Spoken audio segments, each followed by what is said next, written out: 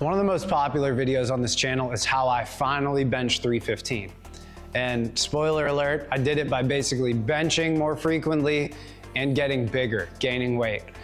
That's great advice for most people, but it's not the only thing you can do to increase your max bench press. So today I'm gonna give you 3 accessory exercises that you can use to increase your max bench press and hopefully get you to 315.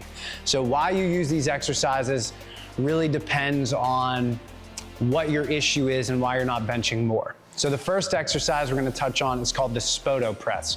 It's named after Eric Spoto. For you young cats who you don't know who he is, at one point he was like the man when it came to bench press. This is before that Maddox dude that's just like crushing every record. This guy was really benching a lot of weight, he had a record that stood for years. But basically he used the Spoto Press as an accessory movement to his bench press. And the reason that you would do this has to do with controlling the eccentric portion. So some of you may be benching and you just unrack it and just randomly drop it onto your chest.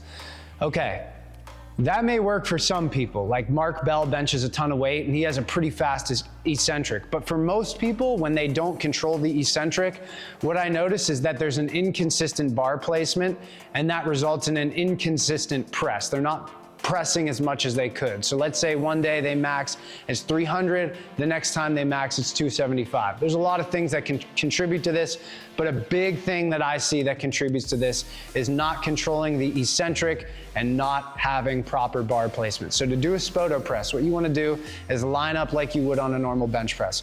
You're going to lay back, you're going to get your shoulders back nice and tight, you're going to have your feet placed, you're going to unrack it, you're going to bring it down nice and controlled, you're going to stop a couple inches off of your chest. You're going to pause there and then press up. You're going to get some reps here. Get used to stopping before you get to your chest. Okay, this is going to allow you to control the eccentric. You're going to get used to stopping a little bit early, so when you do bring it down to your chest, it's in a slower motion. So again, that's called the Spoto press. The next press I want to look at is called the long pause bench press. I mean, it is what it sounds like. The long pause bench press is related to the Spoto press, but it's a little bit different and it serves a slightly different purpose. So the long pause bench press is when you bring it all the way to your chest, you pause until there's no movement, and then you press it back up.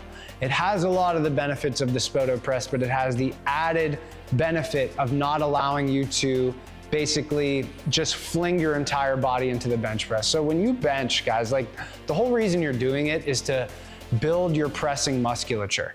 If you just want to like tell people how much you bench press, then just lie about it. It's way safer on your rib cage and your sternum. But if you're actually trying to bench 315 or increase your max bench press, you're gonna do that by using the appropriate muscles, your chest, your triceps, and your front delt.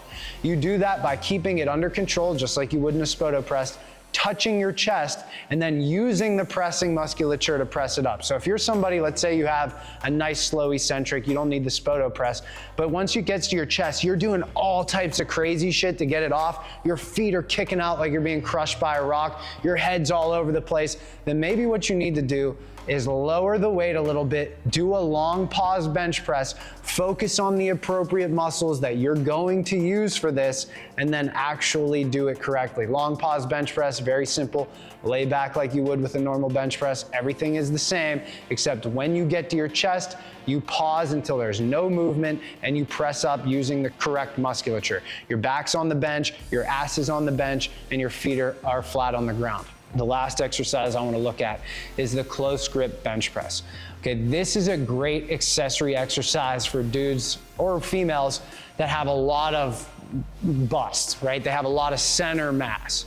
So when they're doing the bench press, they're not getting a ton of range of motion, okay? What I see typically is when experienced lifters fail, it's normally just a couple inches off the chest.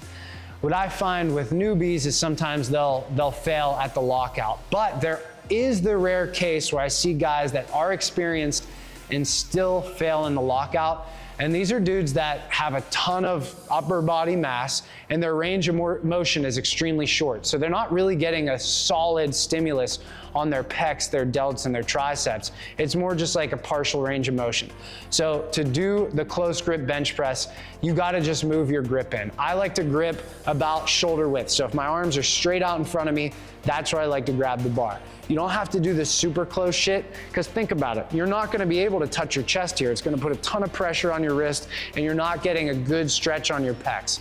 So I bring it shoulder width. That's about as close as I can get to bring the bar down to touch my chest, and then I press it back off.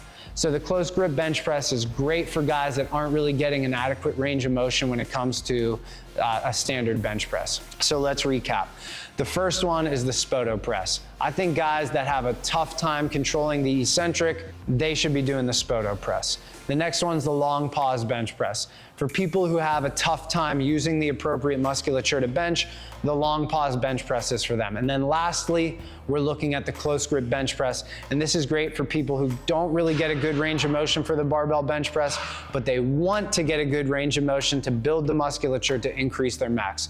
So look guys, if you learned something, do me a favor, like the video. If you're interested in content like this, don't forget to subscribe to the channel. My name is Alex Wallace. Right now I'm in Wallace Fitness Center. Like the video, subscribe to the channel, and I'll see you in the next video.